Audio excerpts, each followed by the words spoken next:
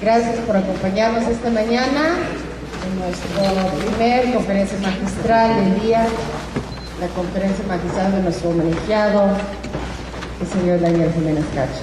Bienvenidos. Como moderador tenemos al crítico del cine mexicano, Luis Tobar.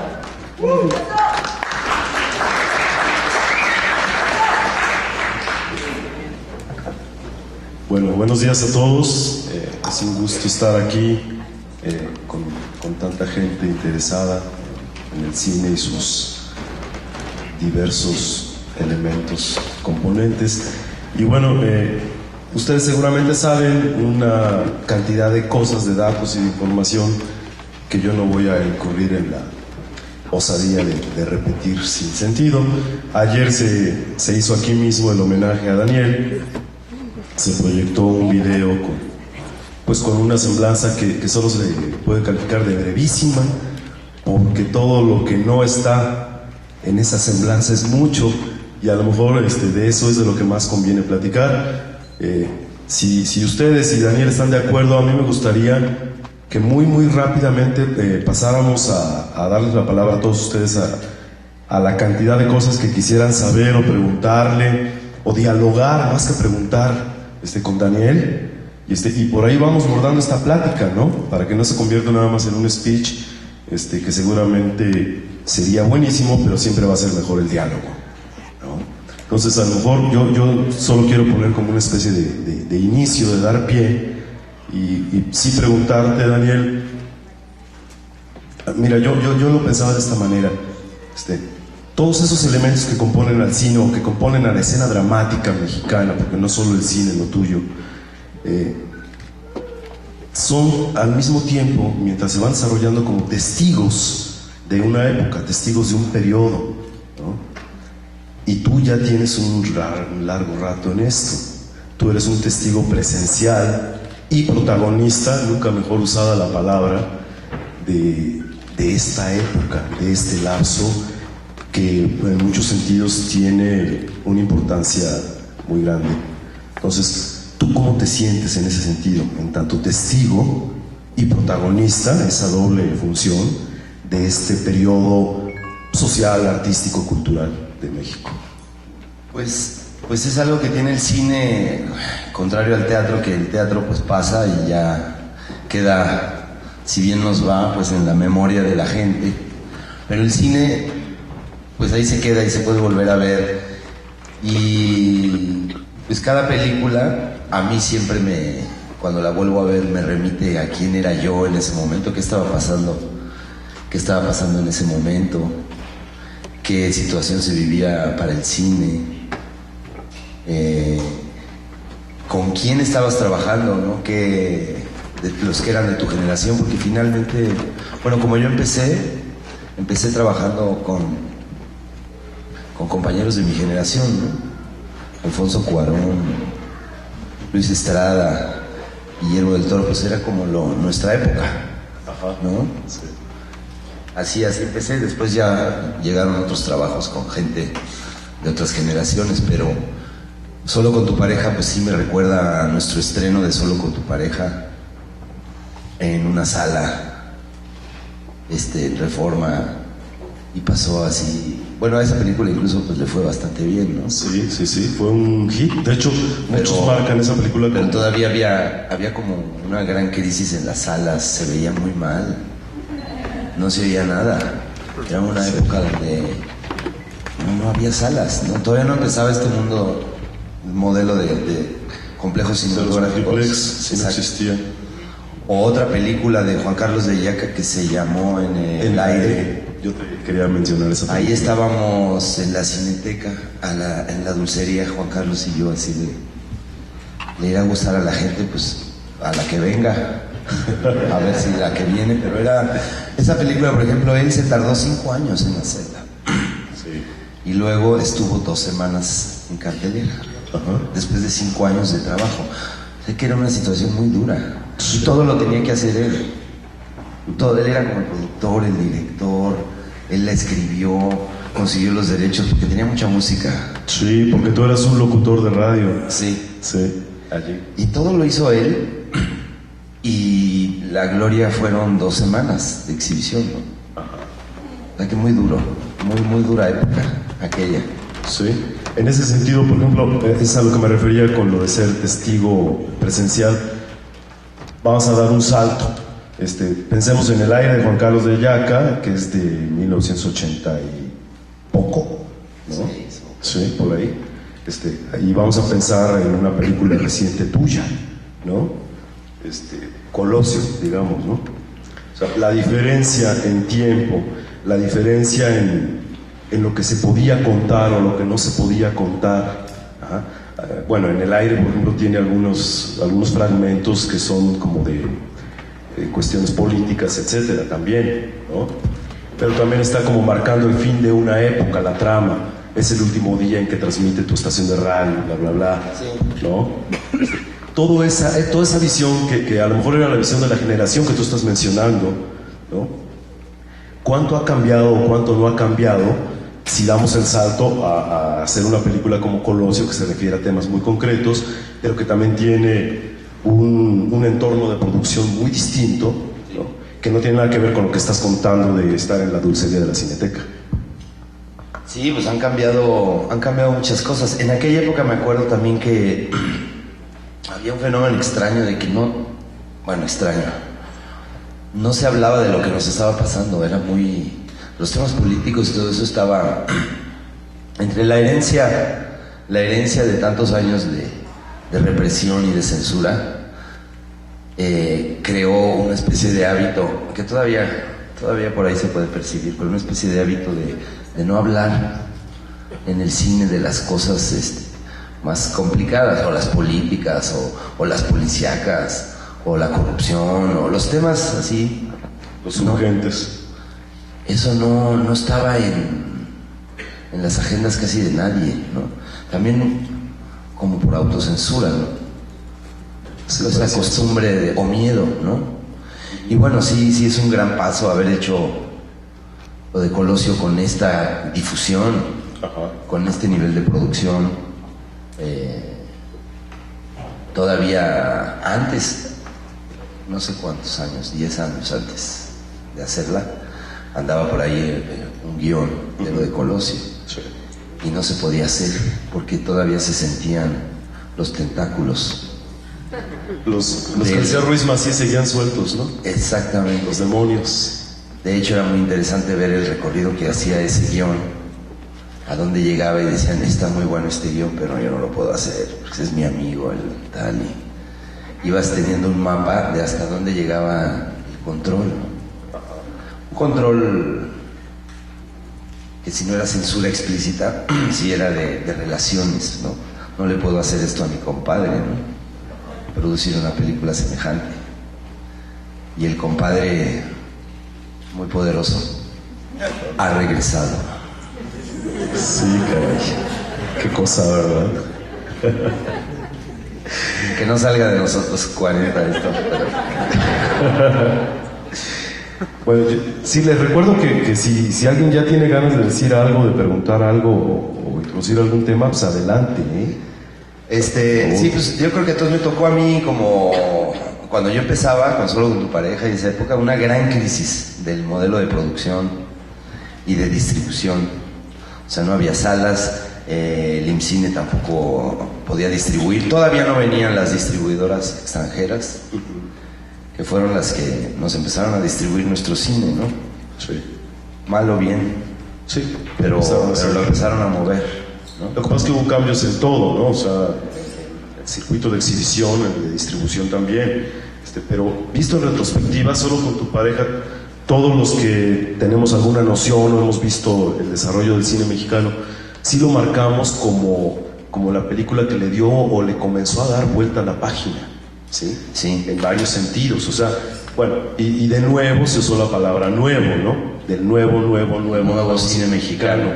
Fue la primera vez en estos tiempos recientes que se habló de cine nuevo, porque con Alejandro Galindo en los 60 también se hablaba de nuevo cine, ¿no? Pero en estos tiempos actuales en los que tú ya eres participante, fue Solo con tu pareja la película señera en ese sentido. Sí, y también recibió críticas porque era una película no se hacían películas así, ese tipo de comedia no se hacía.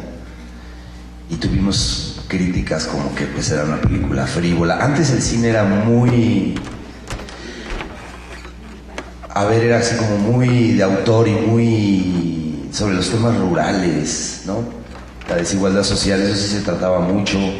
Era como un cine muy comprometido y solo con tu pareja era un poco frívola, ¿no? En ese contexto, digamos, como de una comedia de un menso clase mediero, pretencioso. Esos temas no se tocaban, ¿no? Sí, había como una búsqueda de solemnidad, ¿no? Y romper esa solemnidad no era bien recibido de repente. No era como frívolo. Así es. Sí, el único que hacía ciertas cosas en esos tiempos, más o menos por esa línea, era Jaime Humberto Hermosillo. Pero era también un cine casi clandestino, porque nadie lo veía. No, María de mi corazón. Sí, o esta con Julissa y con Alma Muriel, donde agarran a trancazos a Pepe Alonso, no me acuerdo bien por qué. Amor Libre, ¿no? Que era una película un poco por el estilo, o Doña Erlinda, ¿no? Que también es más o menos de la época, pero que no tuvieron esa condición de marcador, ¿no? Dentro de una línea de tiempo, y solo con tu pareja sí. Y creo que allí ya en el caso particular tuyo, aunque a mí la frase sí me choca, pero digamos que saltaste a cierta fama, ¿no? Solo con tu pareja. Sí. No sé si tú lo viviste así. Sí, totalmente, porque me sorprendía ver cómo taxistas y mucha gente de la calle se aprendía los diálogos. Los diálogos de esa película se quedaron mucho en la memoria de mucha gente.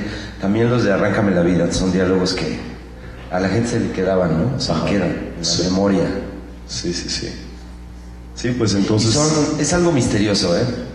Como puede haber una película que esté muy bien hecha y todo, pero hay un espíritu del tiempo donde la película puede coincidir con eso y entonces tiene mucho eco y a la gente le dice muchas cosas porque en ese momento no sé qué es eso, es como un espíritu del tiempo, que son los temas que llaman la atención en un momento y entonces llega esa película y se provoca una gran cosa, y otras que dices, pues también está muy buena esta película, pues sí, pero en ese momento pasa, no tiene ese eco, ¿no?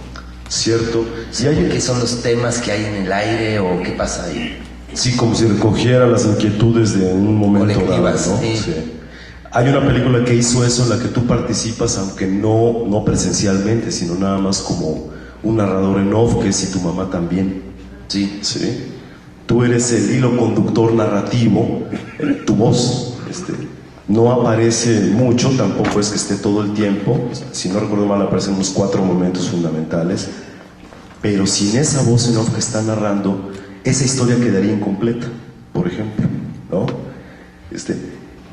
Es interesante que esa película también haya tenido eso que tú estás mencionando y que tú tomaste parte en ella, ¿sí? Lo que quiero ir señalando, no sé si la gente lo haya ido viendo cuando fue yendo al cine a ver las películas donde trabaja Daniel, es que te ha tocado estar en películas importantes en ese sentido precisamente, ¿no? A lo mejor no se les puede llamar tanto como parteaguas, pero sí son como catalizadores de esto que mencionabas. Sí. ¿Y ahí has estado tú? Y eso es misterioso. O sea, ¿por qué? ¿Por qué unas películas sí y otras no? Y otras no. ¿Y tú cómo le haces para escogerlas y estar en ellas? Pues es como buena suerte o compartes. Pues yo creo que también se comparten visiones, ¿no? Y coincides, la gente que te llama es porque coincides en una visión, en una manera de hacer las cosas, yo creo. Y por eso hay una afinidad y por eso te llaman, ¿no? Y coincides con esa gente. Sí, porque bueno, esa es otra forma en la que lo podemos ver, la cantidad de realizadores con la que tú has trabajado y la diversidad de enfoques o de perspectivas o de intereses creativos o narrativos que tiene cada uno. Ayer aquí se vio Profundo Carmesí, por ejemplo, ¿no? Y en Profundo Carmesí tú haces un personaje que como tal no tiene absolutamente nada que ver con el de En el aire, o absolutamente nada que ver con tu Joseph Marie de Córdoba Montoya, de Colosio. No sé de qué me hablas. ¿No? Ahorita lo platicamos. Nada que ver uno con el otro. Pero por ejemplo, en Profundo Carmesí, que de otra forma distinta también está recogiendo ciertas necesidades expresivas de la gente, que ya sabemos que mucha gente se expresa mediante la presencia de la expresión de otros, ¿no? Entonces, a lo mejor es como si tú fueses una especie de vaso comunicante, como actor, entre eso que está viendo la gente y lo que la gente habría querido o querría estar diciendo. Sí, he sentido que en muchas ocasiones no es tanto lo que tú hagas, sino como que eres un vehículo de una cosa más colectiva, más social, ¿no? Y es como el afán de la gente o los deseos de la gente que van a pasar a través de ti. Entonces, que es importante entenderlo, que no eres tú. O sea, si no estuvieras tú, estaría cualquier otro, ¿no? Otro, ocupando ese sitio que es como una necesidad social de verse reflejado ahí. Entonces se me hace importante entender eso, que estás en un sitio para que a través de ti pase. No eres tú. Lo que puedes hacer entrenándote y practicando es ser un buen vehículo para que la cosa pase con gracia. Pero no creo que la genere uno, ¿entiendes? Sí. Pasa a través de ti. Pero esta sensación la tuve haciendo la obra Hamlet que dirigió Juan José Gurrola, que me daba cuenta que pues uno le echa ganas y vienes de este humor o de aquel, pero hagas lo que hagas, ese texto pasa a través de ti y te conecta con la gente, más allá de si lo hiciste muy bien o mal, ¿sabes? Ahí hay una energía histórica acumulada en un texto así que va a pasar a través de ti, y eso lo entendí ahí estando en escena, y así entendí también este problema de la vanidad, ¿no? Que más que moral y decir que feo que sea tan vanidoso, no, es un problema de perspectiva. Al tú pensar que tú estás ahí y tú lo estás generando y tú eres el gran emanador de las cosas, en vez de darte cuenta que eres un vehículo, ¿no? Sí. Es un poco como vivir a medio camino entre el privilegio y la responsabilidad, ¿no? Sí, pero está medio cabrón combinarlo, ¿no? Sí, no sé, también del homenaje de ayer me ponía a pensar, sí, eso es algo que se hace con mucho cariño para mí, pero me queda muy claro que es una cosa que nos hacemos como comunidad también, ¿no? Para afirmarnos en una serie de cosas, ¿no? Sí, y a final de cuentas también, bueno, ya sabes que hay quienes ven a los actores en el sentido contemporáneo como los herederos de los viejos juglares, ¿no? Sí. A los que llevan de lugar en lugar o de poblado en poblado a la gente las notas, ¿no? Históricamente hablando, las notas de lo que está pasando en otros lugares. Y acá estamos hablando de lugares no solo geográficos, sino lugares ideológicos, lugares emocionales, ¿no? Sí, creo que ahí pues se juega un papel importante, y es raro que podrías pensar que pues tú nada más estás representando a algún personaje y eso pues te lo quitas, te lo pones, pero sí me doy cuenta que ya la suma de todo lo que vas haciendo también habla de un cierto perfil, ¿no? ¿Cómo escogiste? ¿Qué cosas escogiste? ¿Por qué las escogiste? El cuerpo de todo eso refleja muchas cosas. Sí, dice de ti, o sea, está diciendo algo, y ahí hay el eterno desdoblamiento del actor, ¿no, Daniel? Es decir, el que tú eres, fuera del personaje que hayas interpretado, fuera de lo mucho o poco que te hayas podido quedar de ese personaje a lo largo de tu trayectoria personal, el que tú eres y el que ellos y nosotros, que te vemos trabajar, asimilamos como si te perteneciera. Es decir, mucha gente dirá, ¿qué tanto del cabrón del Callejón de los Milagros tendrá Daniel, por ejemplo, no? ¿Me explico? ¿O qué tanto tendrá de ese locutor de En el Aire? ¿O qué tanto tendrá de ese conquistador de Cabeza de Vaca? ¿O qué tanto tendrá de ese desmadroso de Vivir Mata? ¿No? Yo creo que mucho. Al final, sí, sacas... este trabajo es a partir de lo que tú eres, ¿no? Pones en juego tus emociones y pones en juego tus experiencias, lo que tú traes, ¿no? Y es increíble pensar que uno puede tener tantas cosas ahí adentro tan diferentes. Y también he pensado mucho que todos lo traemos, ¿no? Nosotros los actores pues nos dedicamos a traerlo, ¿no? Más a flor de piel y a jugar con ello, pero me doy cuenta que cualquiera, ¿no? El ser humano tiene esa capacidad de representar cualquier cosa. De hecho, en la vida diaria nos la pasamos representando. Sí.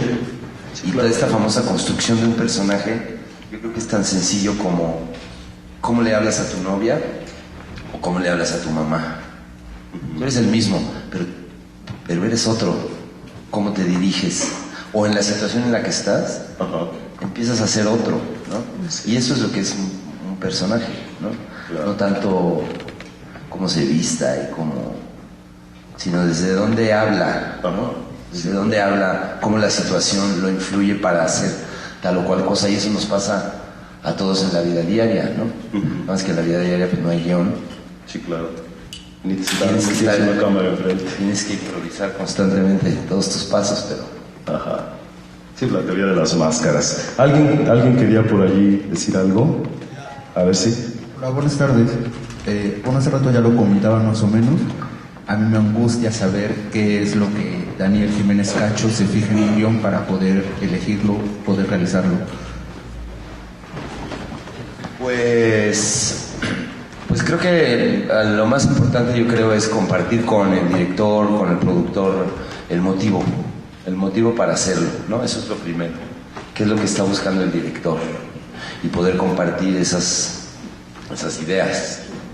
¿Cuál es la razón profunda para hacer esa película, ¿no? Que uno pueda compartir eso. Y luego pues ya entran una serie de cosas pues, bastante subjetivas de por qué uno debe hacer esa película o no. Digo, hay unas como teóricas, como esta primera que les digo, o que uno considere que pues es, como comentábamos hace un momento, históricamente importante, que quede testimonio de alguna época o de decir algo que importa transmitir. Pero luego también en el fondo hay una parte muy subjetiva a leerlo, como en qué momentos hay unos segunditos mientras uno está leyendo que tienes como, yo tengo como ciertos flashazos muy breves que me imagino cómo podría ser. O sea, me veo dentro del cuento, como cuando lees a lo mejor una novela que estás como participando ahí adentro, sí. Y estás metido en ese mundo. Cuando un guión logra atraparte de esa manera, pues, aquí hay algo. Aquí hay algo bueno. Ya. Me interesaría muchísimo saber tu opinión referente al público. Siempre estamos, cada vez que a mí me ha tocado hablar con gente de cine mexicano, siempre es apoya el cine mexicano, apoya el cine mexicano. Generalmente no puede uno apoyar todo el cine mexicano si no son buenas películas. No importa, buenas películas de donde sea, no a fuerzas mexicanas. Pero sí creo que muy poco se habla de la responsabilidad que tiene el público en este círculo virtuoso o círculo vicioso. ¿No? Entonces, pues creo que hablábamos un poco de eso que hace un momento, por qué una película puede funcionar o no. Y esa parte a mí me gusta mucho de este oficio, que no hay nadie que pueda decir esta película va a funcionar. Lo que ha logrado así la industria es como reducir sus riesgos y no perder tanto, o no perder. Pero ninguno puede, ni mercadólogo, ni especialistas en guiones, ni productores poderosos decir esto va a funcionar. Este negocio es así, que no se sabe cómo es, por qué es, ¿no? A mí sí tiene una parte misteriosa, que me atrae mucho, porque no puede llegar nadie y decir, yo sé cómo se hace esto. Sí, no es una apuesta segura jamás, ¿no? A ver, acá estaba viendo una frase de Woody Allen ayer que me la mandaron, que dice, no sé cuál es la clave del éxito, pero la clave del fracaso es querer darle gusto a todo el mundo. Sí, sí, tal cual. Para tener éxito en una película dices, ¿qué le vamos a poner? Que tenga acción, que tenga sexo, llamamos a estas actrices, no sé qué, y no jala. Entonces tampoco está ahí, ¿no? No sé, esa es una pregunta, la pregunta del millón. Sí. A ver, ¿alguien más quiere decir? ¿Columba? Bueno, buenos días. Hablando sobre la distribución, no sé si puedes platicarnos un poco cómo está lo de la nueva ley para los exhibidores, la exhibición, el cobro que se le hace a las producciones nacionales con los proyectores digitales.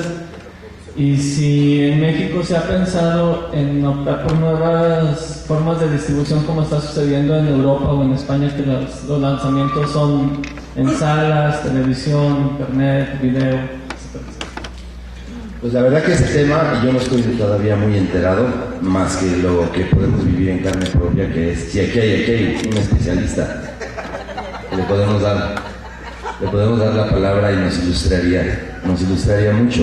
Lo que sí podemos saber es que, bueno, no podemos ver nuestro cine, eso es una realidad, y si lo digital nos va a ayudar a ver nuestro cine, pues no creo que sea por una cuestión tecnológica, sino por una lucha de nuestra sociedad para que se podamos ver nuestras películas, ¿no? Porque no las vemos.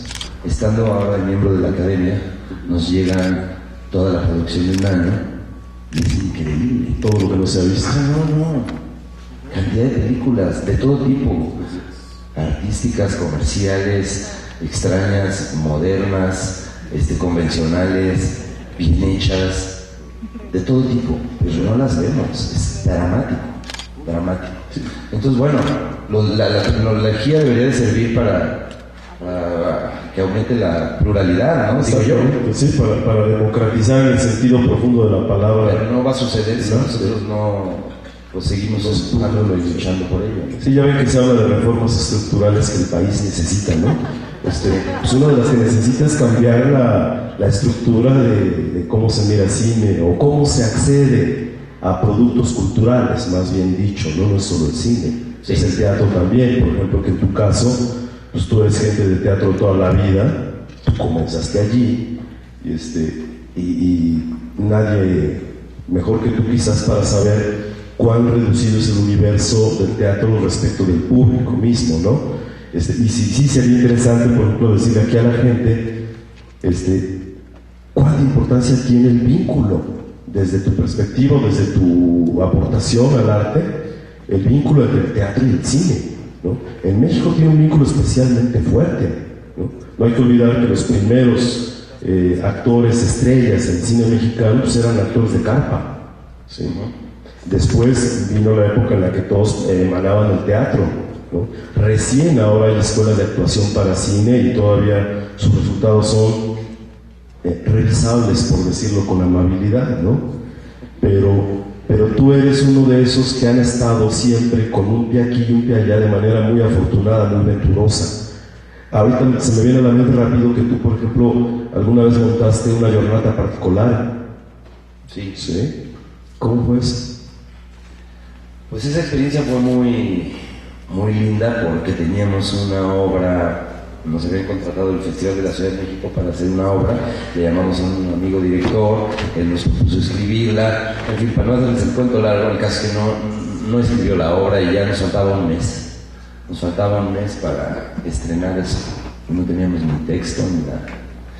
Entonces con mi compañera Laura Almela, la vestuarista de aquella obra que no se podía hacer, nos dijo, pues ¿por qué no buscan esta película un día particular? Podrían hacerla en teatro. Entonces la fuimos a ver y dijimos sí.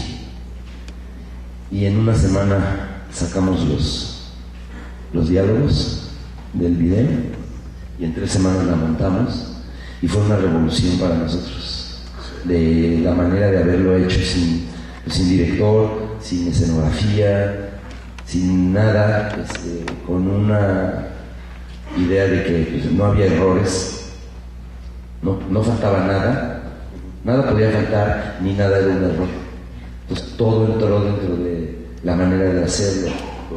Y fue para nosotros una revolución creativa. Seguro, pues es que desde el principio estás haciendo el camino un poco a la inversa. O sea, 10.000 cosas de teatro se han tratado de llevar con éxito o sin él al cine, pero al revés no es muy frecuente eso. ¿No? Llevarse una película al teatro. ¿Cómo cambia el lenguaje allí, no? Sí, hay cosas que puede hacer el teatro maravillosas que no puede hacer el cine, de mezclar tiempos y espacios, y en el teatro es clarísimo, y en el cine se generan unas confusiones que no. O sea, solo lo puede hacer eso el teatro, y tener a dos personas que no coinciden ni en tiempo ni en lugar, ni en ninguna verosimilitud, y pueden estar presentes, y te habla de una totalidad en una historia, ¿no? Y es muy lindo eso, ir entendiendo también qué lenguajes puedes usar más en el teatro que en el cine, porque también el teatro luego se puso a competir, ¿no? En una época, ya menos, pero se puso mucho a competir con el cine, con cierto complejo de que, pues es que el cine corte aquí, ya estás allá, y el teatro es una materialidad aquí que no nos podemos trasladar a ningún lado. Entonces, para arreglarlo, se inventó el disco giratorio, por ejemplo, para hacer cambios de escena como similares al cine. Ya estoy en este cuadro, que es ridículo, porque es queriendo imitar al cine, ¿no? Y en cambio en el teatro puedes estar aquí, ya estás en donde quieres estar, porque tú lo decretas, ¿no? Dices, aquí estoy en el castillo. No hace falta nada, es otra, ¿no? No hace falta nada y funciona, ¿no? Sí, claro, no se debe traicionar. Una pregunta sobre lo que comentó anoche también, y tiene que ver con, o sea, mencionando el poder y lo que es el teatro, lo que significa el teatro para formar el oficio del actor, porque este es un festival de cine, pero también es un festival que enaltece lo que es la actuación, y la actuación, como usted mencionó anoche, más en el teatro. ¿Cómo se forja, es la pregunta, un actor del teatro al cine? ¿Cómo el teatro les da estas bases? Y cómo al final, pues al parecer, siempre usted como actor, siempre al parecer quiere regresar al teatro? ¿Cómo funciona esta magia particular del arte del teatro? Pues también yo creo que depende, como decías tú, Luis, de una tradición de México. Para los actores, como el sitio donde uno puede aprender, como escuela, ¿no? Porque pues en la televisión no hay espacio para formarse, ¿no? Más bien la televisión se ha alimentado ahora ha cambiado, ¿eh? Porque ya las televisoras tienen sus escuelas y ya no les interesa tanto todo este desmadre del actor. Mejor gente joven se vea bien y que resuelva rápido, y la que sigue, porque esa es una cosa así, ¿no? Entonces ya empieza a ser como inoperante esta figura del actor un poco, ¿no? Lo noto porque en las escuelas de la televisión ya no les interesa, ¿no? La formación ya no va por ahí del oficio, ¿no? Se va degradando un poco. Entonces, como actor, pues donde uno encuentra la posibilidad de desarrollar el oficio, pues es en el teatro, que estás dándole, y cada noche tienes que hacer que aquello viva, y vas profundizando por fuerza, ¿no? Y en el cine, pues sí, tienes que llegar con la cosa ya preparada, hay poco tiempo, tienes que llegar y ejecutar, ¿no? En general, ¿no? Aquí en México, porque cuando trabajé con Pedro Almodóvar, que son otras condiciones, ahí no hay ningún condicionamiento de tiempo ni de dinero. De hecho, esto me genera una cosa muy peculiar, que aquí tú sabes que si una escena no te sale, llega un momento en que el director va a decir, pues ya, o sea, ya, hay que ir a lo que sigue, que cuesta muy caro y no te puedes pasar. Y ahí con Almodóvar, ¿no? Hasta que el director diga, eso está bien, y lo va a ver después revelado y lo ve y dice, no, otra vez. Y si hay algún problema con alguien, pues se cambia ese actor, se trae otro. Y si no se puede ahora, pues en 6 meses nos volvemos a ver y le seguimos. Entonces la campana ya no te salva ahí. Es muy fuerte. Hasta que el señor director no diga, ya me gustó, no vamos a pasar a lo que sigue. Sí, una realidad totalmente distinta a la que se vive acá. Sí, totalmente. Por completo, ¿no? Totalmente. Sí. Aquí tienes que llegar ya tienes que llegar con la tarea hecha a ejecutarlo. Y el único lugar para poder prepararlo, pues para mí ha sido el teatro, ¿no? Sí. Pero es un poco darse el topes también, ¿no, Daniel? Mira, obviamente no voy a hablar ni bien ni mal de ningún ausente, pero yo sí noto una diferencia generacional en tu gremio, ¿sí? Y lo voy a decir rápido y fácil. A mí me da la impresión de que se lee mucho menos ahora en tu gremio de lo que se aprecia que se leía antes. Que se leía... Sí, o sea, en general, o sea, el actor como un lector, ¿sí? O sea, que tuviera la lectura como un elemento fundamental e indispensable de su preparación. Y no digo leer el Twitter, sino leer libros, ¿sí?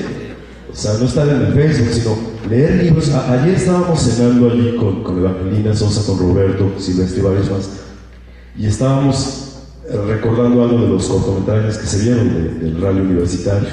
Entonces hay un corto en el que una oración, una plegaria que le hacen decir a Evangelina, en realidad es un verso de Sor Juana, ¿sí? Ella se lo sabía, ¿sí? Ella ya no se lo enseñaron allí, no lo aprendió en ese guión, ¿sí? Ya nada más dijo, sí, claro, esto yo me lo sé. Entonces lo dijo con una naturalidad y con una fuerza expresiva y dramática que desde luego no hubiera tenido si no hubiera tenido conocimiento previo de ese texto. O sea, tú sabes de eso. Entonces creo que, y estoy hablando de Evangelina Sosa, ¿sí? Y la edad que tiene, ¿sí? Y yo pienso en una chava de 23 años, actriz, le digo Sor Juana y con trabajos dice hombres necios que acusáis, y hasta ahí llega, ¿sí? Hay una diferencia fuerte en eso. Tú trabajando con toda esa gente, ¿cómo le haces? O sea, ¿sí sientes esa diferencia? ¿Es más difícil trabajar con ellos? No, pues, no. Es que es interesante eso, porque no creo que tengas que ser necesariamente muy culto para ser un buen actor. Sí necesitas, es que he conocido gente que no lee nada y que tienen un talento increíble, ¿no? Para poder detectar lo que es interesante en el ser humano y para poder retratar el alma humana, el espíritu. Ahí sí una inteligencia de observación, de un talento para eso. Pero sí inteligencia, ¿no? Sí, porque no te sirve, a la hora de estar acá no te sirve, todo eso tú lo tienes que dejar afuera. Tú tienes que entrar a una situación y vivirla. No estás diciendo, claro, en este momento me doy cuenta que se parece a tal película o tal referencia literaria y voy a mover la copa como lo hacían en tal novela, o ya estás como lejos. Tú tienes que estar metido. Pero luego, para tu formación, eso sí, ¿no? Y ese tipo de formación a la que tú te refieres, en los únicos lugares donde se preserva es en las escuelas de teatro, ¿no? La escuela de teatro que tiene la UNAM, la Casa del Teatro, trabajo que hace Luis de Tavira. Ahí sí hay una formación de a ver qué son estos textos de tantos siglos atrás, qué es el teatro y qué categorías de teatro hay, y qué es el verso y cómo se dice este género, este estilo, qué es comedia, qué es farsa. Eso, por ejemplo, sí es muy importante saberlo. Sí, porque si no también te constriñe a una sola corriente o a una sola forma de hacer las cosas. Pongamos en cine. Hace ratito hablábamos de qué tipo de películas te han tocado, ¿no? Por empatía con lo que dice el director, tú explicabas a que preguntó. y cuáles no te han tocado. Pero claramente eso tiene que obedecer también a una formación previa tuya, es decir, a una corriente que ya tú traes personal. Sí, de otro modo estarías haciendo telenovelas, ¿no? Exacto. En TV Azteca. Pues sí. Sí, ahí es donde creo que se puede ver, pues, quién es uno, ¿no? Quién es uno y de dónde vienes, cómo ves pues cómo ves el mundo finalmente. Ajá. A través de qué, dónde te fuiste colando, ¿no? Sí, claro. A ver, ¿alguien más quiere? Un montón. Hola, Daniel. Yo te quería preguntar, ¿cómo fue tu formación actoral? Cuando te diste cuenta que querías ser actor, ¿cómo fue ese proceso? ¿Y qué has tenido que hacer para mantenerte en esa línea y para ser tan exitoso? Pues fue creo que allí salió un cachito en el video, fue una sensación física, o sea, por azares del destino o por una novia, más bien me llevó a unas clases de teatro con José Luis Ibáñez, y ahí como que desperté, o sea, como si hubiera tenido la sensación de que estaba dormido, que mi cuerpo estaba como, y que ahí hacía así, y esa claridad, dije, no, aquí es donde a mí me gusta estar, ¿no? Necesito estar. No fue un razonamiento, más bien los razonamientos a mí me estorbaban mucho, era mucha inseguridad, cómo no voy a poder, y qué voy a vivir. En mi casa tampoco qué sé, no hay un pues ya estoy muy nervioso, en mi casa tampoco, mi papá tampoco me apoyaba, pues más bien todo lo que pensaba no me ayudaba, y lo que sentía fue a lo que le hice caso, ¿no? Y fue difícil, sí fueron muchos años de incertidumbre, de quién me va a llamar y cómo es esto, pero muchos, como 7. Todavía yo pienso así cuando veo jóvenes que se acercan y digo, está cabrón de mí.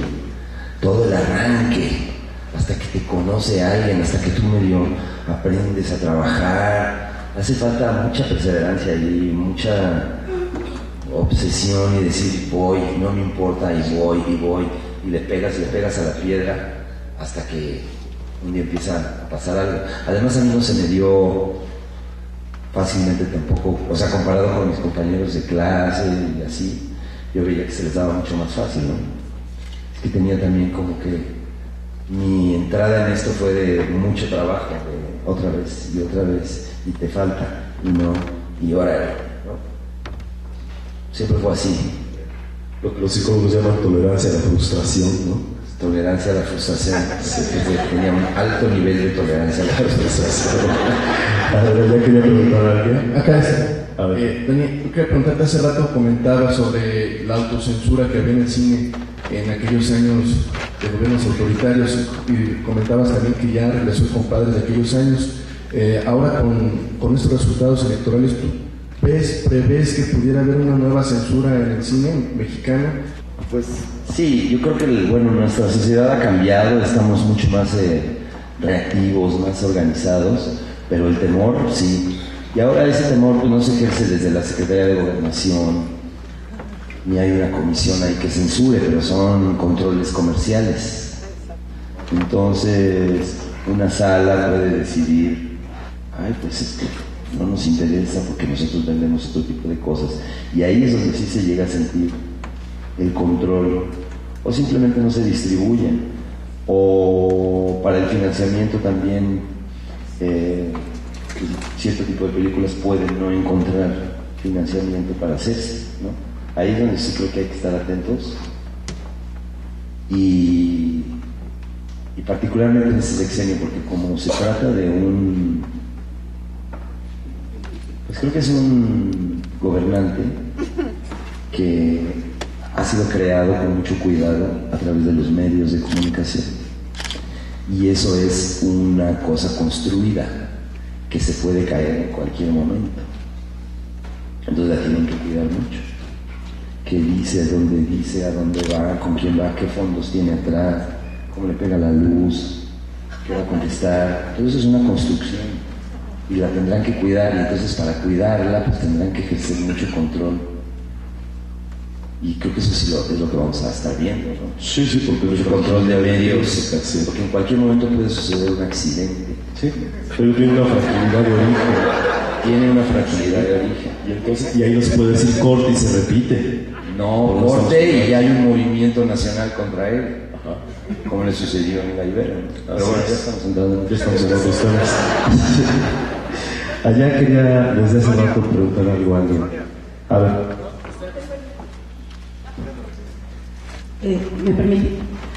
Primero que nada yo quiero agradecer al Festival de Guanajuato que nos haya dado la oportunidad de darte el aplauso y transmitirte la admiración y el cariño que te tenemos. Gracias, Sonia. Porque es enorme y generalizado.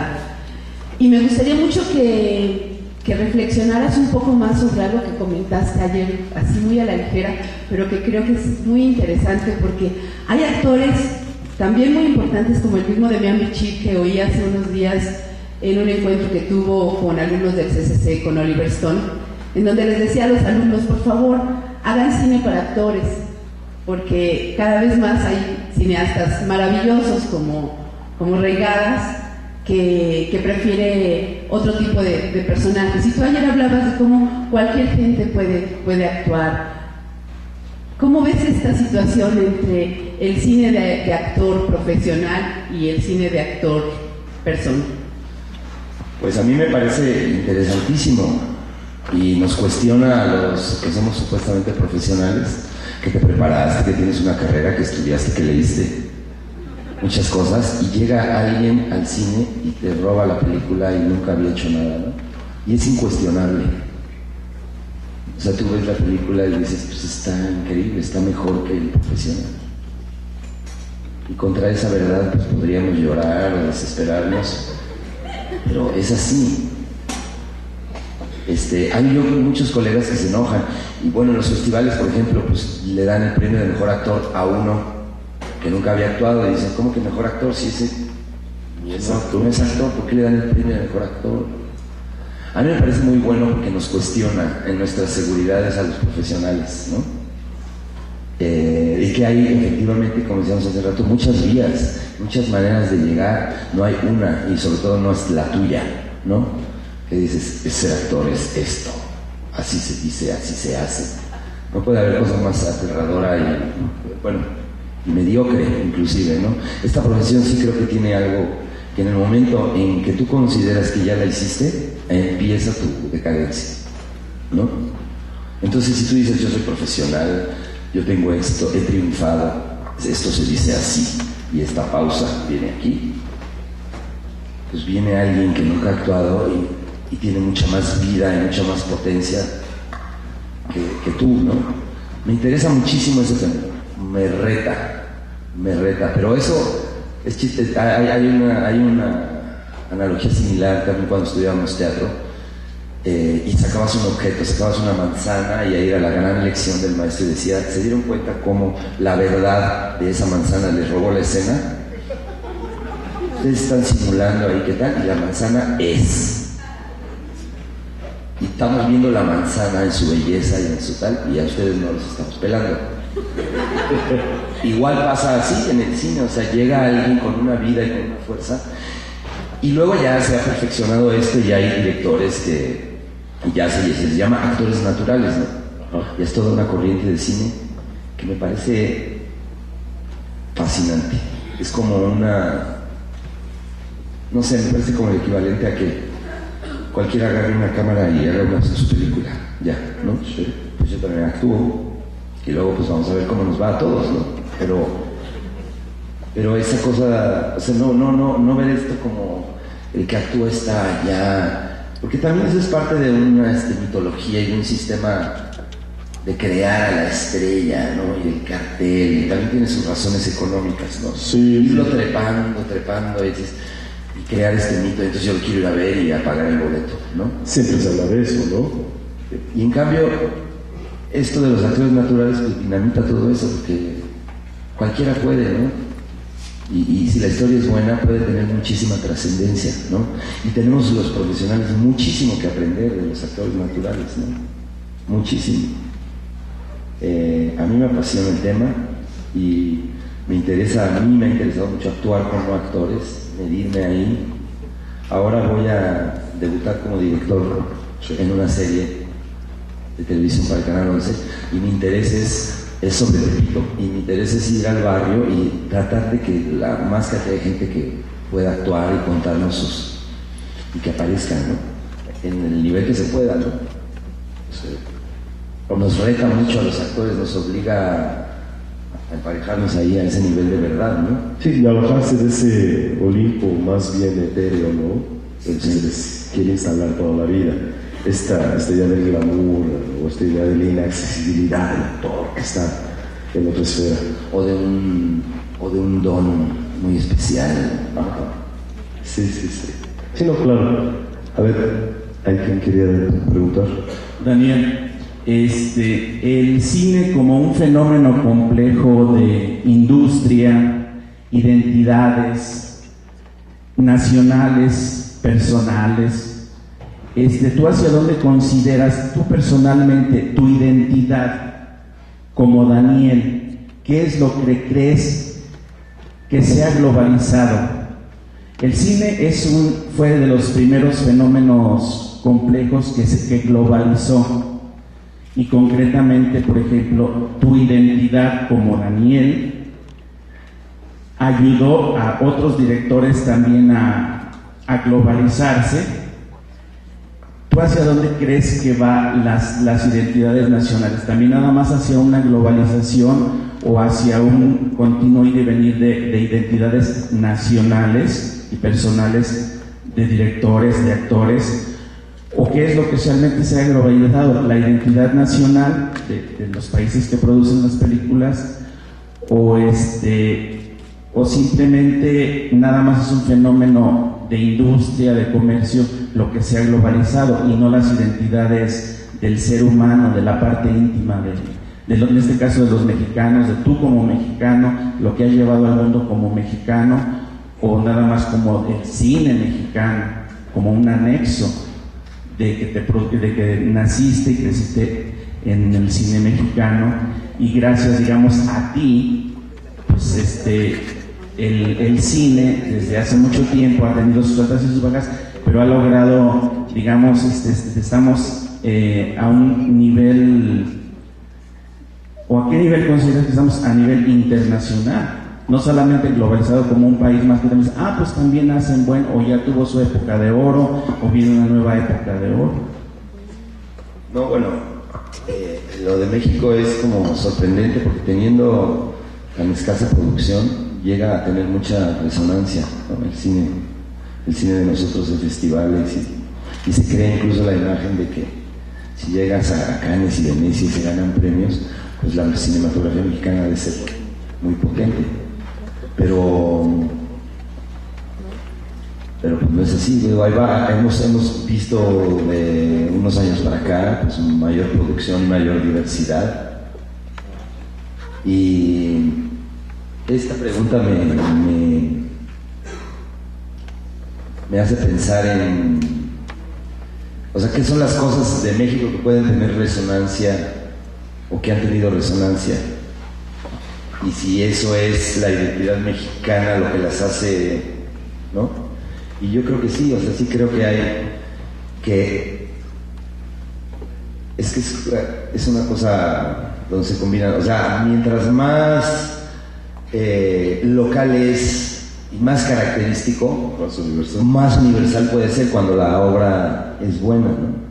Pero cuando se está mirando lo local muy concretamente, y entonces se puede generar una universalidad que hace que el trabajo sea disfrutado por cualquier otra gente en el mundo, ¿no? No sé si era esto un poco lo que... Y en ese sentido, pues creo que uno se tiene que dedicar a hacer y hablar de lo que conoce, de lo que le es cercano, de lo que puede hablar. Y en ese sentido, pues será más auténtico y tendrá más posibilidades de ser universal y no estar pensando en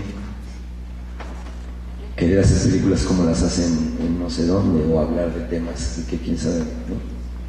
La fuerza yo creo que está en que uno pueda hablar de lo que conoce, ¿no? De lo que tiene cerca. Y luego también hay otra idea interesante, que es que también como actor estás actuando para un público que conoces, que sabes culturalmente cómo va a recibir lo que tú estás haciendo. Si tú te tienes que poner a actuar para un público que no conoces, como en Inglaterra o tal, la cosa se pone muy complicada. ¿A ti te ha pasado, Daniel? O sea, has trabajado en España, has trabajado en Colombia. Sí. Has hecho cine en ambos lugares. No solo cine, también hiciste televisión en España. Sí. Y ahí le estás hablando a un público con una idiosincrasia, con una imaginería, o sea, un imaginario colectivo distintos. Y estás ahí atinándole, ¿eh? Porque tienes que hacer un personaje ahí que tú no conoces bien, y llega al vestuario y te dice: el chofer de este tráiler así se viste, y tú dices: así se viste aquí alguien de Polanco, en México. No, pues ese es un chofer de tráiler. Y cómo, o sea, entonces en realidad cuesta mucho trabajo como actor globalizarte. Corres el riesgo de diluirte. No es por hablar mal de otros colegas, pero se nota mucho cuando viene la internacionalización ya masiva, o sea, se vuelve una estrella mundial, pierde su carácter, pierde su expresividad, porque ya se está dirigiendo al mundo, ¿no? Y eso ha pasado siempre. Yo recuerdo, por ejemplo, a Cantinflas cuando hizo La Vuelta al Día, o cuando hizo Pepe, pues que se desnaturalizó, precisamente es como si se fuera descafeinado, ¿sí? Porque todo lo profundamente local de Cantinflas no se iba a entender fuera de México, aunque funcionaba en cierto nivel. Funcionaba. Sí, no, pero cuando hizo estas películas para Paramount, o sea, a nivel internacional, pensadas para el público internacional de Paramount, ya fue otra cosa, la intencionalidad era otra, ¿no? Exacto. Y de hecho, bueno, yo estuve viviendo 2 años en España, y entonces entré ahí en unas confusiones mentales de que, bueno, al ser mis papás españoles, yo regresaba allá y el productor que me llevó me dijo: no, tú tienes que dar las entrevistas como si fueras español, para que no te pase lo que le pasó a Perú Gorría, ese actor cubano, que era cubano, así llevaba allá y le tocó hacer el personaje de Goya, el pintor Goya. Y eso para el público productor decía: no, eso es que, no, o sea, nosotros lo vemos en una entrevista hablando como cubano y vamos al cine a ver lo que es Goya. No. Entonces tú tienes que hablar como español desde que llegues. Y tus entrevistas van a ser como si fueras español. Y yo, bueno, sí. Y te vas a poner esta ropa.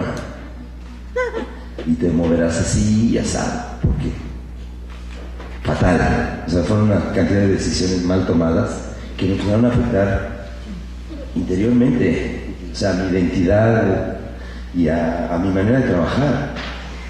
Y hasta que dije: no, o sea, yo soy mexicano, para eso me sirvió vivir allá. En realidad, no, soy mexicano. Y vamos a actuar de español. Me toca ser español, pues actúo.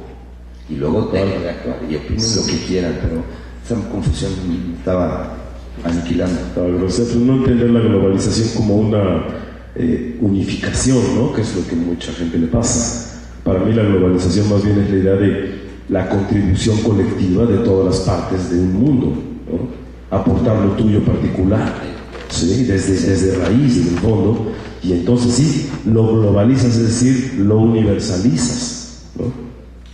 Sí. Más bien. ¿Quién más quería preguntar algo? Sí, claro. Buenos días. La pregunta enfocada, hablabas, Daniel, hace un poco de la creación de personajes. En tu opinión, ¿qué crees que es para ti más efectivo a trabajar con los directores? ¿Un director que te permita ser muy liberal en la construcción de tu personaje, que dependa al 100% de lo que tú aportes? ¿O un director muy puntual que te diga: tienes que ir de A, B a C? para que tu actuación sea más efectiva? Gracias. Pues es que ahí tampoco hay, cada caso es diferente, hay todo tipo de directores.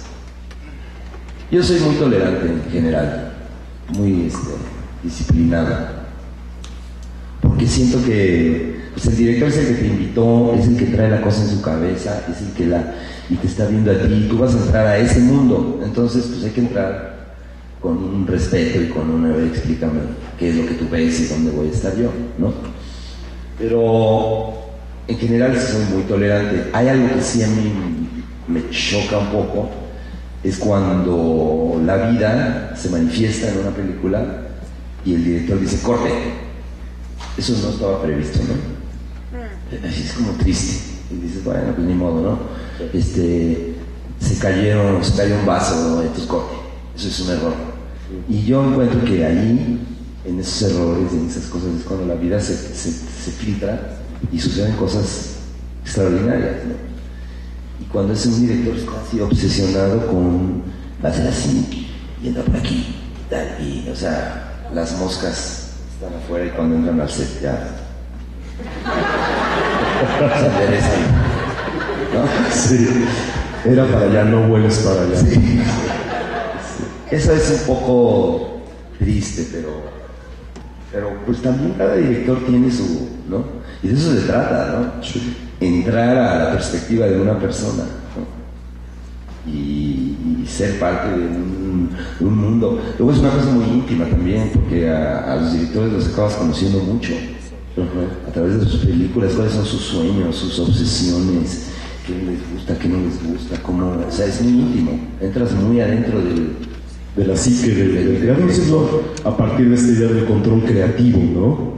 Lo que pasa es que eso sí puede ser, digo, es casi un lugar común decirlo, pero esta guerra de egos que se puede dar entre el que tiene el control creativo, al menos titularmente o nominalmente, y cuando es capaz de incorporar y asimilar las contribuciones de otros que también son creativos, que son básicamente, fundamentalmente los actores, ¿no? Porque no son meras piezas. Ya sabemos que hay algunos directores de la escuela de decir, para mí los actores son parte de la escenografía, pero se mueven, ¿no? Y otros que no piensan así. Sí, eso quizás es como de una vieja generación también, ¿no? De directores mayores donde el poder se te hacía sentir, ¿no? Vertical. Sí, totalmente, ¿no? Y no, a mí este trabajo en general lo aprecio mucho cuando se suman, como dices tú ahora, cuando se suma la creatividad y hay un director que es el que puede estar administrando y gestionando, pero que todo el mundo está participando y que todo el mundo está creando, ¿no? Con libertad. Es complicado, es riesgoso, pero esa es la mejor manera de trabajar, ¿no? Sí. Cuando un director convence porque se ve ahí, no porque diga se callan y lo van a hacer como yo diga, sino porque hay un clima tal donde dices, claro, esto es así, se da solo, sucede. Bueno, Jorge Fons, esa película de Callejón de los Milagros, eso era como magia, era como nada más está el set, la historia está clarísima, pues ya saben qué tienen que hacer, ¿no? Háganle, ya se los hagan, es como un melodrama nacional, más o menos, de los que hemos visto, con estos dedólicos. Bueno, de repente decía, a ver, no, dale más fuerte, pero así como va a ser así, y siéntate y ponte, no, nada de eso, no. Tanto que decías, pues, parece como si no te dirigieran, ¿no? Parece, ¿no? Sí. Mira, por ejemplo, ahorita, por contraste y a partir de lo que te estaban comentando de los directores, ahí estuviste con Fons, estuviste con Profundo Carmesí, con Ripstein, que es de fama dictatorial, al menos de fama, a mí nunca me han dirigido ni lo harán. Pero ahorita yo recuerdo un cortometraje buenísimo donde tú estás, que tienes un hijito que se llama El Viaje. Sí, que es de, no recuerdo el nombre de la directora. Gabriela, sí. Que es un cortometraje precioso. Para quien no lo conozca, es una historia fuerte de un padre y un hijo autista, y que el personaje de Daniel está en la disyuntiva de lo dejo porque ya no puedo cuidarlo, o sea, lo dejo que se pierda en el metro o no lo dejo, ¿no? Sí, se cierran las puertas. Ajá. Y se avanza el metro y ve a su hijo así. Son 3 segundos y luego dice y ya se baja de estación, lo pierde, lo recupera. Y lo recupera, ¿no? Con un arrepentimiento tremendo, pero diciendo, no puedo hacer esto, es inhumano. Ahí tú trabajaste con una directora que no es, pero sería las antípodas de Ripstein en este sentido, es decir, en el sentido quizás de cómo se trabaja, o este verticalismo, sí. O esta dictatorialidad, que posiblemente tenga alguien que tiene muy claro lo que quiere y dice, yo tengo una trayectoria como creador y tú vas a hacer esto que yo digo. Sí, no. Sí, no, eso con Gabriela fue así completamente, pues, de nosotros, cuando trabajas con gente de tu generación, ¿no? Y nadie tiene que estarle demostrando al otro quién es quién, ¿no? Y las cosas suceden. Y luego ese corto ni siquiera fue como estaba en el guión. Ya después en la edición lo transformó en otra cosa. Había miles de escenas de el padre buscándolo en la policía y llorando. Pasaba todo eso lo quitó y lo convirtió en la perspectiva del niño. Eso no quedaba así. Fíjate qué maravilloso. Entonces también son cosas que no estaban previstas y que si tú eres un poco más flexible, dejas que el material te hable y te das la vuelta. Y hay una tenía nada. ¿cierto? Sí, sí. Efectivamente, yo sí, con gentes como Arturo, pues sí, mi anécdota de la mosca era así como si él hubiera pretendido que las moscas en su set volaran para donde yo digo. Sí, y luego ves la película y dices, está muy buena la película, o sea, Profundo Carmesí, sí me parece muy buena película, ¿no? Sí. Pero sí hay una cosa, ¿no? de control fuerte de la imagen, y es un tipo también que pues tiene mucha idea de la composición, aunque no es el camarógrafo, lo logra, o sea, logra ser el camarógrafo porque trabajaba con Guillermo Granillo y le ponía una bocinita aquí, un auricular, a la derecha, a la izquierda, sube, baja, ahí. Para él fue un entrenamiento, para Guillermo, está como teledirigido. Sí. Y aprendió mucho, y luego dijo ya. Ahora voy yo. Pero es ese tipo de Sí. y bueno, se produce no sé, no, que es que no hay. Pero tú es la forma en que él encuentra de trabajar, pero no es que así salga mejor o peor, ¿no? Exacto, o sea, eso te preguntaba, o sea, ¿tú crees que generas algo distinto con un director de esa naturaleza que con otro como Fons, de lo que estabas contando? Es el extremo contrario, ¿no? Pues no, son películas diferentes y sí tienen un ambiente diferente y la gente, los actores están diferentes y bueno, pues eso hace que sea, uno es Fons y otro es Ripstein. O Alfonso Cuarón, ¿no? Que seguramente trabajaste de una manera muy diferente también. Sí, no, bueno, eso era una fiesta. Con Alfonso Cuarón era, ¿y qué más hacemos? Y ponle, quítale, vámonos unos conitos y luego tú subes y va. No, ya se me ocurrió, mejor voy desde acá. Sí. Todo nos parecía muy gracioso. Y así fue divertido, nada más, ¿no? Correcto. ¿Quién más quiere decir algo? A ver, no sé a quién le toca. Quien tiene el micrófono sabe a quién le toca. A ver. Yo. No. Disculpe. Bueno, ayer tu homenaje nos pareció muy conmovedor, bueno, a mí me pareció muy conmovedor que cuando entraste abrazaste a Alonso Echanove, que es aquí un maestro pues muy querido. Quisiera que nos compartieras un poco, si, no sé, un poco de la historia que ustedes tienen de su amistad, y también que nos comentaras, hace rato estaban hablando la función de los juglares, y también tú comentaste un poco sobre la situación política de nuestro país. ¿Tú cómo consideras que debe ser la posición de un actor frente a una situación como la de ahorita en nuestro país, una situación política como la de ahorita? Pues Alonso yo lo conocí por el cine, de verlo, y a mí como actor me impactaba mucho, se me hacía un gran actor, que irradiaba, hacía una cosa muy hermosa, aparte de ser muy guapo, y bueno, pues luego le ocurrió lo que le ocurrió. Entonces, claro que ayer lo vi aquí sano y vivo y me dio mucho gusto, ¿no? Me dio mucho gusto verlo. Es una pena lo que le sucedió, sí, y que dejara de trabajar y hacer esos trabajos tan buenos que hacía. Tenía una frescura así muy de animal, ¿no? Sí, así, sí, muy telúrica, ¿no? Muy desde el fondo. Y tú me preguntaste varias cosas a la vez. ¿Cuál sería el papel o el lugar que toma un actor en la situación actual? Pues eso también yo considero que son decisiones personales.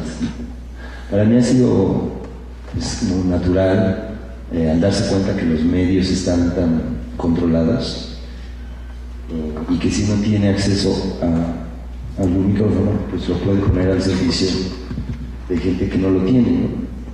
Pues me hizo como natural, ni siquiera de ningún tipo de ideología particular, sino cómo es posible que tantas cosas que necesitan ser dichas no se puedan decir y no encuentren lugar, y vivimos ahí con unos medios controlados. Y bueno, luego de ahí me ha interesado el tema y soy miembro de una asociación que se llama AMEDI, Asociación Mexicana de Derecho a la Información, que está constantemente luchando para la democratización de los medios y tener una nueva ley. Y eso pues también como actor a mí me incide directamente, ¿no?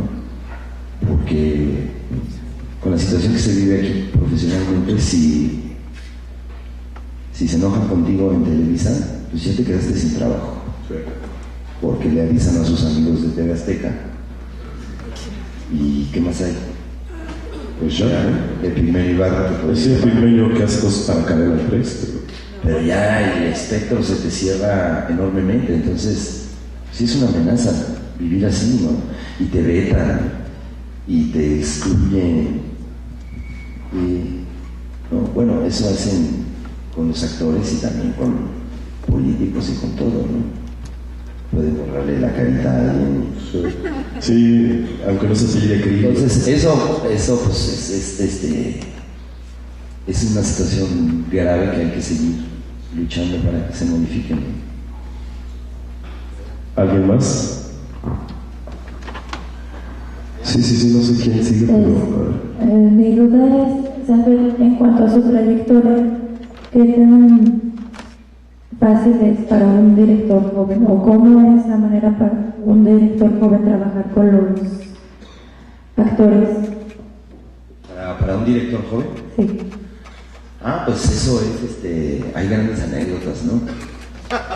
De historias fantásticas que han producido películas, y hay otros muchos que pues, no ha sucedido, pero eso es pues luchar y lograr darle el guión al actor y convencerlo y brincarse todas las puertas, ventanas, representantes, agentes, y que el actor lo lea y diga que esto está fantástico, me gustaría hacerlo, ¿no? Pero pues es una cosa de lucha y lucha, intentar hasta que sucede, porque la mayoría de los colegas no les importa. Lo que todos queremos principalmente es estar en buenas películas, en buenas historias, para que nuestro trabajo se vea y para que mientras más gente lo vea mejor, y eso lo logran las buenas películas. Entonces no necesariamente tiene que ver con que haya gente famosa, ¿no? Sino que también sea una buena historia, claro, donde tu papel esté bien y tú puedas aportar algo, ¿no? Entonces, pues ese es el trabajo que tiene que hacer un director, tratar de convencer, porque tiene una buena historia. Si no estás pensando si es joven o si no... No, claro, ni si es conocido, ¿no? Digo, también hay que ser, efectivamente, si es joven, incluso, pues además, estar siempre en una cosa de un joven director siempre tiene una energía muy particular, ¿no? Por eso las otras primas ahora se rescatan también mucho, ¿no? La primera vez, trabajar con gente que es su primera vez, eso es muy estimulante, ¿no? Sí. ¿Quién más quería preguntar? Acá. Bueno, regresando un poquito al tema de los directores, yo quería saber un poquito, o sea, profundizar un poquito en el manejo de Almodóvar. ¿Cómo te sentiste al trabajar con él? Porque bueno, es un director muy especial. Quería saber así un poquito del trabajo tuyo con él. Pues cuando yo llegué ahí, y yo me imaginaba, ahorita que estábamos hablando de ópera prima, me acordé de él precisamente porque yo pensé que iba a encontrar un director con tantas películas atrás, sereno, que ya sabe qué quiere hacer, y no, era como un joven que está haciendo su ópera prima, o sea, ese mismo nivel de ansiedad y de duda, de incertidumbre, este color no, pero esto no, o sea, como parecía su primera, ¿no? Es una cosa muy conmovedora, muy intensa, ¿no? Como de vida o muerte, como si fuera su primer película, como... Todo es así, ¿no? Todo es así, y ahí sí tienes la sensación de que pues, es su mundo, o sea, son todas sus obsesiones, él las escribe, él las produce, él hace todo, es como un cerebro así, ¿no? Y es muy difícil que a ti se te ocurra ahí, por ejemplo, apuntar algo, porque pues, es su mundo, ¿no? Y hablando de estos temas como la transexualidad o travestismo, pues es un maestro. Hay que llegar a proponerle algo original, pues no es tan fácil, ¿no? Y esta manera de trabajar así con esta obsesión, pues hace que todo el mundo que está ahí adentro esté también así, ¿no? Íntimamente comprometido y con cierto nivel de susto, de que en un momento vuelas, porque puede volar el que sea, el protagonista, la maquillista, entonces todo el mundo está como de hay que hacerlo bien, esto hay que hacerlo muy bien. Bueno, de hecho me pasó que le decía, yo me lo aprendo, y me decía, no te lo aprendes, vamos a hacer así como un ensayo, pero estábamos ensayando y de repente yo estaba fumando y me eché la ceniza por ahí y apareció un señor con un cenicero, qué raro, y empezó a ver y estaba ya todo el mundo, o sea, estaba el camarógrafo, utilero, vestuarista, todo estaba como si fuera un rodaje. Y yo no estaba listo, digo, no me lo sabía bien. Entonces pues la cosa fue así, regular, y saliendo de ahí, la productora me dijo, pues esto está muy mal y a Pedro no le gustó nada de lo que hiciste. Y así, nada. Y mañana lo tendremos que... Yo me tenía que regresar a México. Dijo, pues no te puedes ir porque esto no está claro. Y dije, ¿por qué no me lo dijo a mí? No? Estaba tan mal. Y dije, bueno, y al día siguiente lo haremos, pues a lo mejor lo puedo hacer algo mejor. Pero si está muy mal, no creo que vaya a estar muy bien mañana tampoco. Estará un poco mejor. Eso, pero es un nivel de incertidumbre. Y me fui a mi casa bastante nervioso y dije, a ver, ¿esto qué es? De este tamaño, esto sí lo puedo hacer, claro que lo puedo hacer, ¿qué me voy a poder hacer? Pasa esto y esto, claro que puedo hacer. Le fui a pedir consejos a la que nombré mi madrina de arte en España, Marisa Paredes, que la conocí aquí como permití. Sí. Y le fui a contar mi caso y salí más nervioso de su casa. Pedro, yo no sé, a ver, y esto, no, a ver. Ya no, sí. Y al día siguiente lo hicimos y fue genial, ¿no?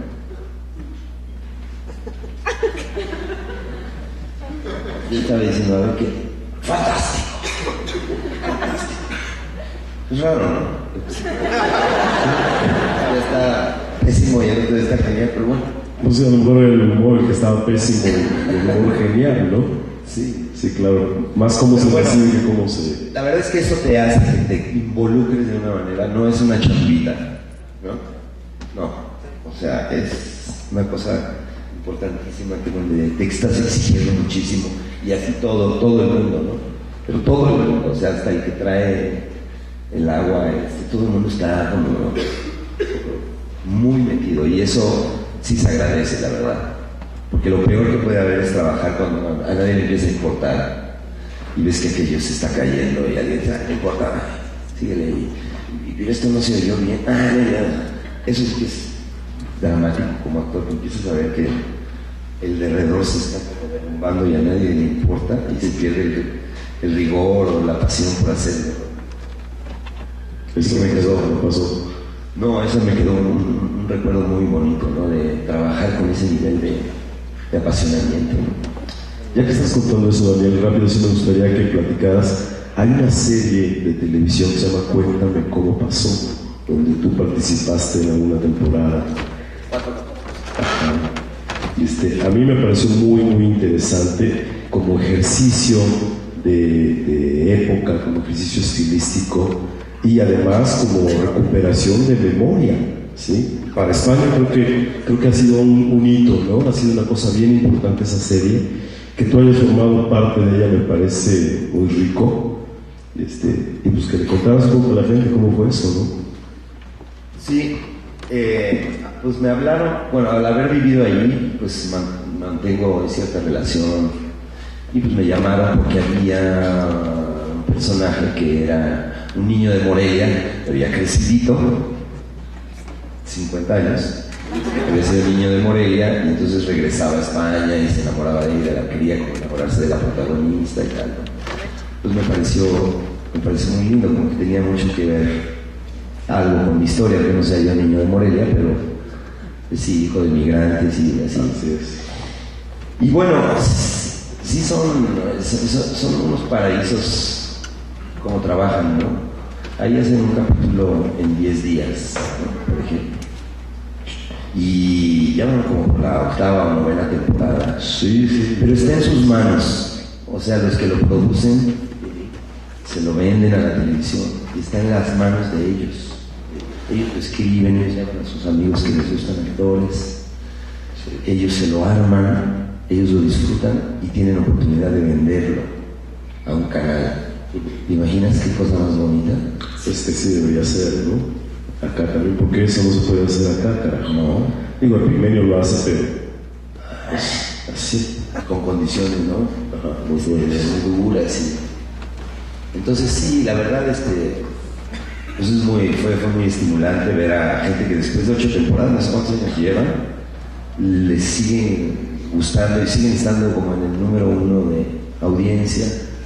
Porque sí, le atinaron ahí a hablar de ese momento de tanta represión. Sí, acaba de morir Franco y ahora vamos a armar una cosa que se llama democracia, pero hace 40 años que no sabemos qué significa eso. Exactamente. Sí. Y entonces eso urgía que se ventilara, ¿no? Socialmente.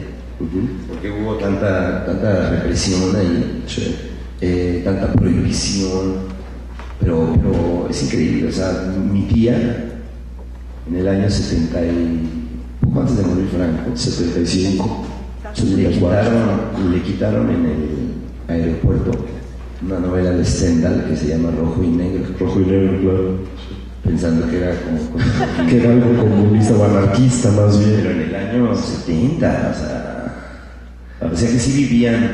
Y entonces esta serie socialmente, como esto que decíamos hace rato, como del espíritu del tiempo, encontró una necesidad colectiva de hablar de todo eso que estaba guardado ahí. Y eclosionó fuertísimo. Y eso se conecta con lo que preguntaba por ahí la persona que hablaba de la globalización.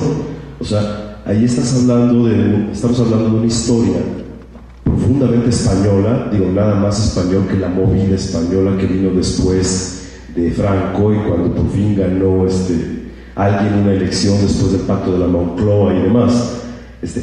Nada más español, nada más parte de su propia historia que la recuperación de una forma de república. Y sin embargo, es algo que ha funcionado no solo en España. Le están diciendo cosas a los demás que de ninguna manera conocen la historia de España, ¿no? Eso es globalización para mí. Sí. Y ahí la televisión tiene mucho poder. Y ahí yo creo que también tenemos ahí mucho por hacer aquí en México, ¿no? En esa materia. Sí. Mucho. De seguir hablando de quiénes somos y de qué nos ha pasado y qué nos puede pasar. Sí. Y ahí está la otra cosa. La televisión o el cine para la televisión, ¿no? O sea, no hay que olvidar que la televisión se sigue nutriendo en un porcentaje altísimo de películas, de cine, ¿no? Y aquí no sé tú qué opines, pero parece que hay un déficit muy fuerte de películas tipo Colosio, ¿no? O tipo La Ley de Herodes, o tipo... Es decir, que recojan todos estos años que, por ejemplo, en España se ven reflejados en Cuéntame Cómo Pasó. Digo, ya ponlo en el medio que quieras, si quieres ponlo en cine o si quieres ponlo en televisión, pero no tenemos un déficit grande de escucharlos decir nosotros esas historias y también decírselas fuera. Del 68, del 71, de la Guerra Sucia, de tantos personajes de nuestra política, de nuestra historia que no se habla de ello, ¿no? O sea, previo al 88, ¿no?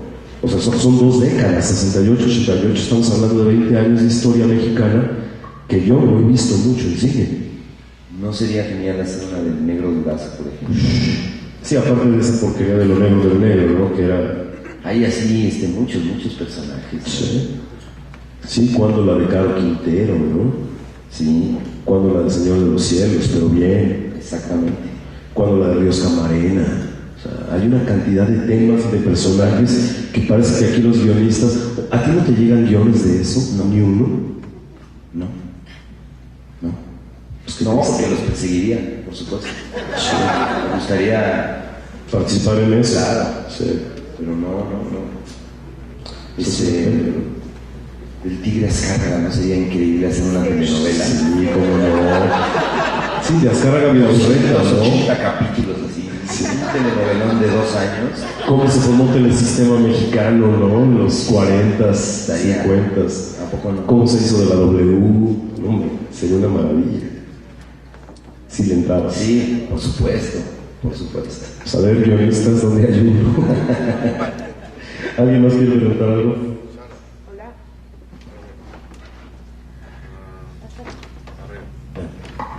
Dos preguntas.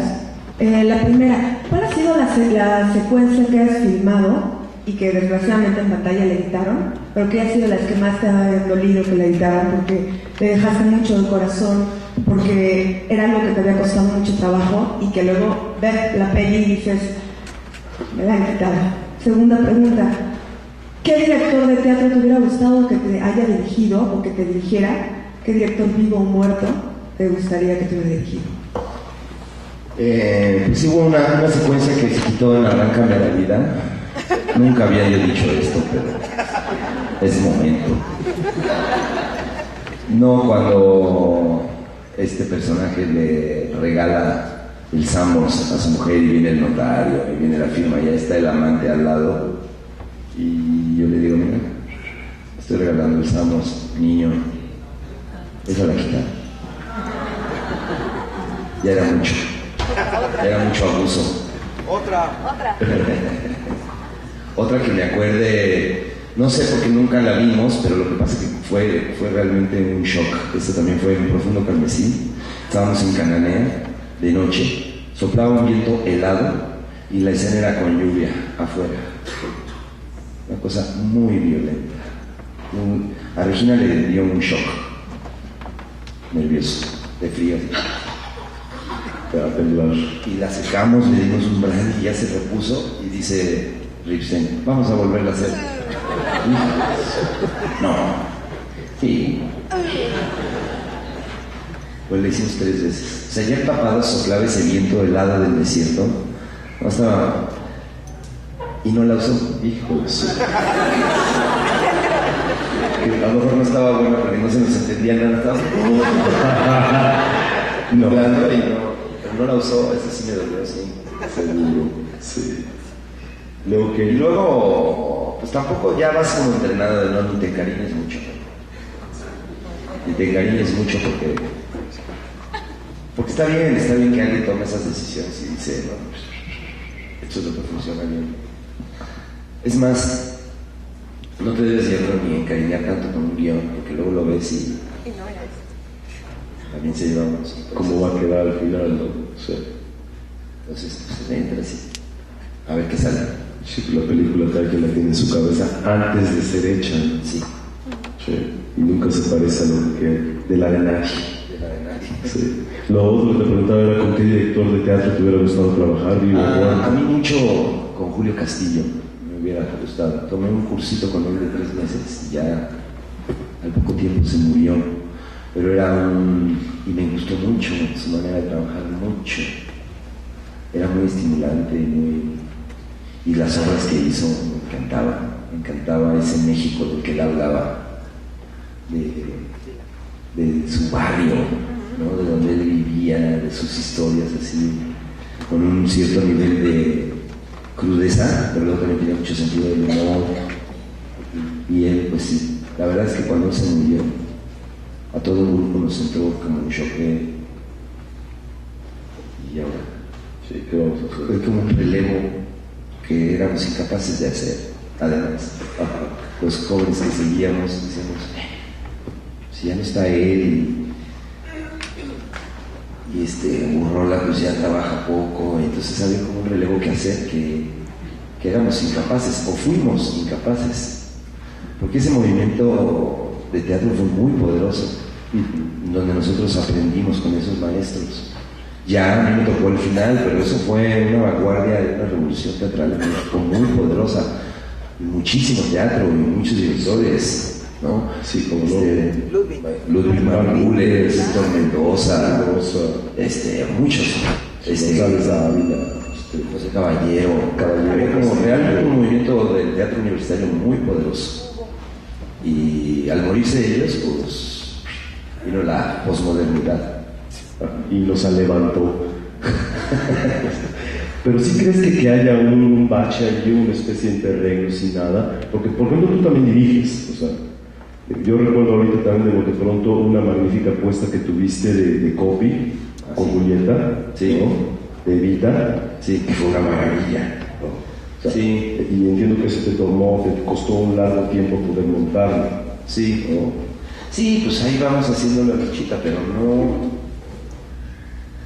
no sé, igual será que son otros tiempos, pero también otros tiempos en el sentido de que lo que hacían era de una vanguardia que golpeaba muchísimo. O sea, se estaban reinventando los lenguajes, se estaba sorprendiendo a las audiencias de una manera que pues hoy ya no es así, ¿no? Yo ya no pienso en sorprender a nadie, en realidad pienso en tener como un punto de vista, hacerlo bien, pero ya no hay esa cosa que había antes de la vanguardia, ¿no? De romper los moldes anteriores. Claro. Esos eran nuestros maestros, ¿no? Bueno, es que además estás hablando ahí de lo que se llamaba la época de la ruptura, que fue no solo teatro, sino literatura y también artes plásticas, ¿no? Sí. O sea, y hay una 50, galería, 60, 70, ¿no? Hay una galería de personajes en todas estas disciplinas que fueron tus maestros. Sí, entonces hicimos una obra una vez con Toño Serrano, la fue a ver Héctor Mendoza y dijo, esto lo hicimos nosotros hace 20 años. Y a mí el comentario me pareció algo presuntuoso. Pues dices tú sí, pues nosotros no lo vimos, lo vamos a volver a hacer. Si nosotros no vivíamos, ahora ya no. Claro. Pero ahí me di cuenta que nosotros no estábamos pensando, estamos haciendo lo que nos late, pero no estábamos haciendo una vanguardia. Esa mentalidad ya no era necesaria, igual no correspondía a las necesidades de esa época. Sí. ¿Alguien más quiere preguntar? Luis, sí. Vamos a tomar la última pregunta. Correcto. Está muy rica la charla, pero sí necesitamos cerrar. ¿Se puede pasar el micrófono? Última pregunta entonces. A ver, mi pregunta. A ver, Daniel, a mí me gustaría que nos platicaras qué buscas en la actuación, qué busca Daniel Jiménez Cacho con la actuación, si es una figura pública, que también cómo se da ese tiempo a la dirección de teatro y ahora la dirección de una serie. Pues lo de la dirección y todo eso viene de la actuación. En realidad yo empecé a interesarme por dirigir teatro como actor porque me interesa el actor, no la actriz. O sea, me interesa el fenómeno que sucede ahí, y pensé que siendo actor, pues lo conocía y podía compartir y ayudar al trabajo de otros. Y así sucedió. Hay una conexión ahí por ser actor que me ha gustado, y las opciones que he tomado como director pues, tienen que ver exactamente con eso, que las cosas descansen en el trabajo de la actuación y no en la escenografía y en la iluminación y en el humito y quién sabe. Entonces eso ha hecho un poco el estilo de cosas que a mí me han interesado. Y luego como actor es una cosa, hay un camino ahí que es inagotable, de revelaciones íntimas. Si tú te enfrentas al trabajo con mucho rigor, te la crees en ese momento, pasan cosas muy interesantes que te llevan a conocerte mucho, ¿no? Y además es un camino que no se acaba, ¿no? Un camino de exploración que no se acaba y que te va revelando siempre cosas tuyas, ¿no? Que te dan miedo, o que ignoras, o que te quita el sueño, o que deseas, pero de verdad, de manera profunda, ¿no? De hecho, no es tan fácil de hablarlo, ¿no? Pero tú estás ahí contigo mismo en un enfrentamiento para ir avanzando, ¿no? Ir avanzando en esos límites de lo que es representar, y en qué nivel estás en tu cabeza representando, y pasan cosas extrañas cuando la realidad a tu alrededor empieza a cobrar. Hay instantes mágicos que hasta dan susto, porque se pueden parecer a la locura. Volteas a ver a tus compañeros, sobre todo en el teatro, que estás como dándole, entonces de repente un día volteas a ver a tus compañeros y la luz tiene otra calidad y la cara de tu compañero también, y dices, al cambio, exacto, estás jugando que pasa y de repente empieza a pasar, ¿no? Y dices, uy, no, sí, ya, pero ya se fue, porque te asustaste, ¿no? Sí, claro, se espanta. Entonces, eso es muy atractivo, ¿no? Estar en esos límites, ¿no? Ahora que estamos haciendo Macbeth, la tragedia de Macbeth, Laura Mela y yo solos otra vez. Entonces hay otra vez un reto de unos estados anímicos que requiere esto, ¿no? Y de convocar así a las fuerzas oscuras, y dices, ay, sí, fuerzas oscuras, eso no existe, lo apagas. Pero te pones a jugar y de repente empiezan a pasar cosas, y entiendo por qué esa obra, yo creo que tiene esta cosa de la mala suerte y eso, porque te la pasas haciendo invocaciones, llamando así a las fuerzas del mal, y pasan cosas extrañas, poniéndote a jugar. El juego empieza a adquirir otros matices, tonos, y de repente dices, ¿hasta dónde me atrevo? No, yo veré, ¿no? O sea, yo tuvimos muchos momentos, ensayos donde dices, que ahorita aparece alguien por la escalera, nos da un ataque cardíaco, esto es así, y ¿no? Entonces eso es un entrenamiento para mí que no acaba, ¿no? Y tiene que ver con el riesgo, mover, pues precisamente no estar haciendo las cosas que te salen, sino las que nunca te han salido, y seguirlas buscando y llamando, y eso me interesa mucho. Claro.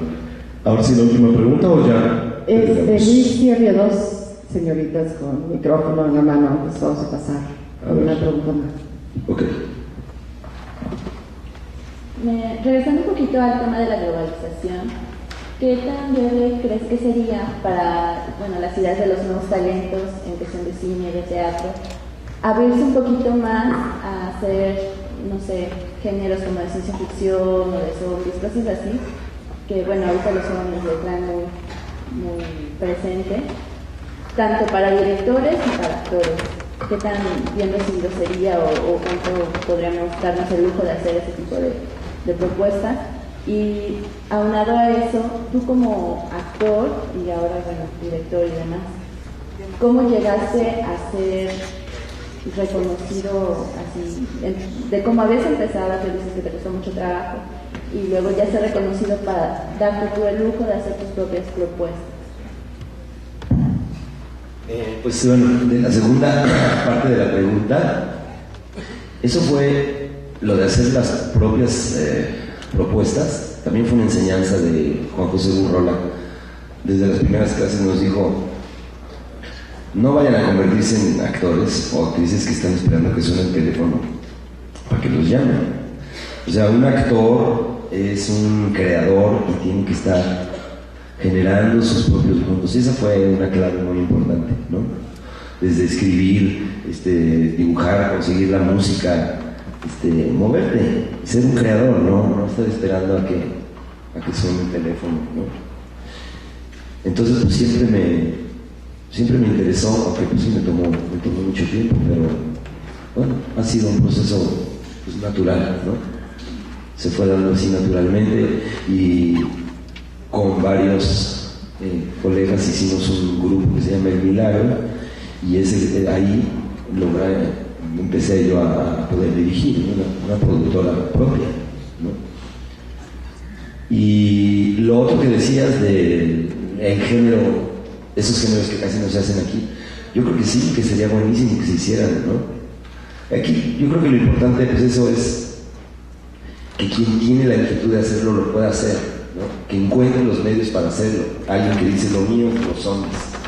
Pues aquí hay un productor que también, y aquí lo puedes hacer de esta manera y de esta. Lo que pasa es que hay mucha dificultad, ¿no? Hay mucha dificultad todavía para hacer ese tipo de cosas. Me parece que si se quieren imitar las que se hacen en otros lados, pues no será muy interesante. Tendremos que encontrar esta manera de hacerlas nuestras, ¿no? Somos lo que hay, por ejemplo. Entonces es una película un poco de género de esas, pero muy mexicana, ¿no? Definitivamente. Entonces ahí empiezan a suceder cosas interesantes, a quererlas hacer como las hacen en Estados Unidos, que nunca les iba a salir. No nos van a salir. Claro. Bueno, pues yo creo que ya cerramos con esto. Sí. Muchísimas gracias, Daniel. Al contrario. Luis, muchas gracias. Gracias muchas gracias a todos ustedes por acompañarnos en esta conferencia magistral. Nos invitamos a quedar al siguiente conferencia a la 1 de la tarde de la directora norteamericana, Julie Taylor. Gracias.